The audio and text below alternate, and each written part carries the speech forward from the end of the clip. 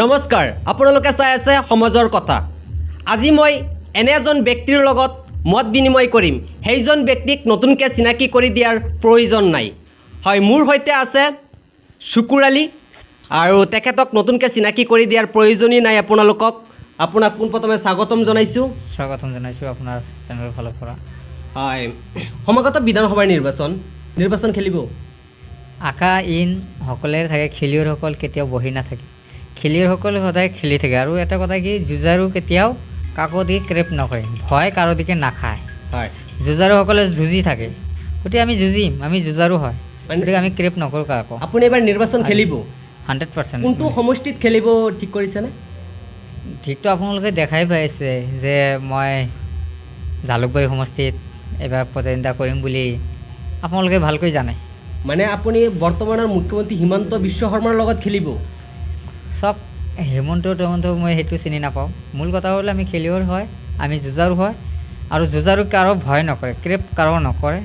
গতিকে খেলুৱৈসকলে খেলি থাকিব, সেইটো চিধা কথা। আপুনি গতিকে আমি আই ডোণ্ট কেয়াৰ, আমি কাৰোতকৈ ভয় কৰি ৰাজনীতি কৰিবলৈ অহা নাই। আপুনি লোকসভাৰ নিৰ্বাচন খেলিছে, আমি BTC ইলেকশ্যন খেলিছিলোঁ। BTC ইলেকশ্যন খেলিছে। আপুনি মানে জয়যুক্ত নহয় কিয়? চাওক, মানুহেতো বুজাব লাগিব। আজিকালি দেশৰ পৰিস্থিতিটো আপোনালোকে বুজি পাইছে একচুৱেলি। কিন্তু জয়যুক্ত ইমান সহজো নহয়, কাৰণ আমি চেষ্টা কৰি আছোঁ, ৰাইজে বুজি পোৱা নাই। গতিকে সেইকাৰণে ৰাইজে এতিয়া কষ্টৰ ফলটো এতিয়া পাই আছে। হয়, আজি যে উচ্ছেদ অভিযান চলাইছিলে, হয়। কোনটো আৰ্টিকেলত আছে? আজি তেখেতে উচ্ছেদ কৰিব পাৰে, কিন্তু লিগেল আৰু ইলিগেল আজিকালি যিটো উচ্ছেদ হৈ আছে সেইখিনি ক্ষেত্ৰত চাওকচোন। যিটো কাম আছে এটা টোটেলি ইলিগেলভাৱে উচ্ছেদ কৰি আছে। গতিকে সেইটো ৰাইজেও আমাক অলপ বুজিব লাগে। ৰাইজে আমাক নবুজাকৈ কলিমত দি চলিমতিক বনাই দিয়ে।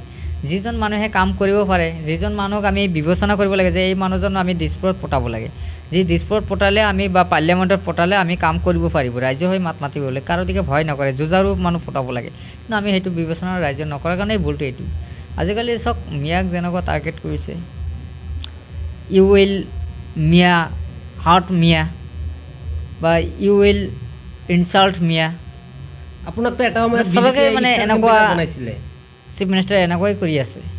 আপোনাকতো এটা সময়ত বিজেপিৰ ষ্টাৰ কেম্পেইনাৰ বনাইছিলে। আছিলোঁ মই এদিন, এতিয়া নাই। মই লগত সিহঁতে মানে প্ৰতাৰণা কৰিলে। গতিকে প্ৰতাৰণা এইটো আমি প্ৰত্যুত্তৰ দিবলৈ আছে। মই কোনো দলত নাই। গতিকে এইবাৰ যিটো আমাক ব্যৱহাৰ কৰিছিলে, ব্যৱহাৰ এইবাৰ জালুকবাৰীতে প্ৰত্যুত্তৰ দি দিম।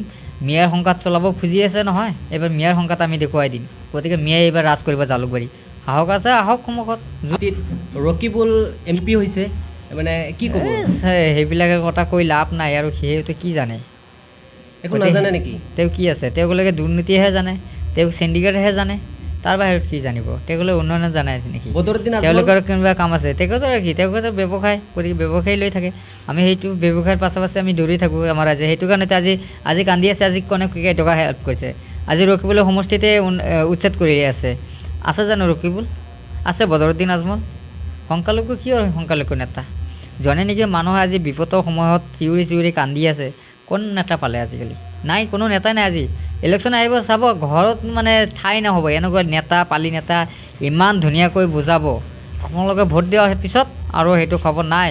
আজি চাওক, কংগ্ৰেছ BJP চৰকাৰে 1200 টকা দি আছে, বাছ আপুনি 1200 টকা পাইছে, বাছ আপোনাক চাকৰি দিছে। পিছদিনা আকৌ ইলেকশ্যনৰ পিছত কি আছে? আকৌ বুলডজাৰ চলাই আছে। আৰু এটা কথাই কৈছোঁ নহয়, যুঁজাৰু কেতিয়া কাৰো দিকে ভয় নকৰে, আই ডোণ্ট কেয়াৰ। গতিকে আমি যুঁজাৰু হয়, আমি যুঁজি থাকি। গতিকে আমি কাৰো দিকে ভয় নকৰোঁ, সেইটো আমাৰ ক্লিয়াৰ কথা। মানে আপুনি যিমান আমি চিনি নাপাওঁ। গতিকে আমাৰ সন্মুখত যি আছে, আমি কাৰো দিকে ক্ৰেপ নকৰোঁ, কাৰো নাই, যি হয় হ'ব আৰু। মানে আমি কাৰো দিকে ভয় নকৰোঁ। আমি ইমান ডাঙৰ হেভিৱেট সেইটো আমাৰ সন্মুখত একো নাই। যুঁজাৰু সন্মুখত এইবিলাক নাপায়। যুঁজাৰুসকলে সদায় যুদ্ধই কৰে।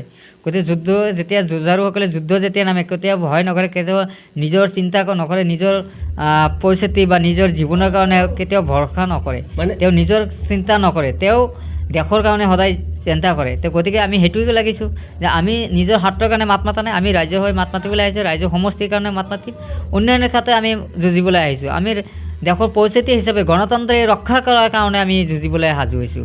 আমি নিজৰ স্বাধীনতাৰ কাৰণে অহা নাই বা নিজৰ কৰা নাই। মাই ফ্ৰীডম, মাই ডিচিশ্যন। গতিকে মোৰ ইচ্ছা সেইটো, মই কি কৰিম নকৰিম মোৰ সেইটো স্বাধীনতা, সেইটোৱে কথা। মানে যিমান দিনলৈকে আপুনি জয়যুক্ত নহয় ইমান দিনলৈকে যুঁজি থাকিব। যুঁজিতো থাকিম মই জীয়াই থকালৈকে আমি যুঁজি থাকিম, সেইটো ক্লিয়াৰ কথা। আৰু আপোনাৰ লগত বহুত কথা পাতিলোঁ। আপুনি ৰাজনীতি কৰাৰ লগতে আমাকো মাজে মাজে আপুনি আমোদ দি আহে।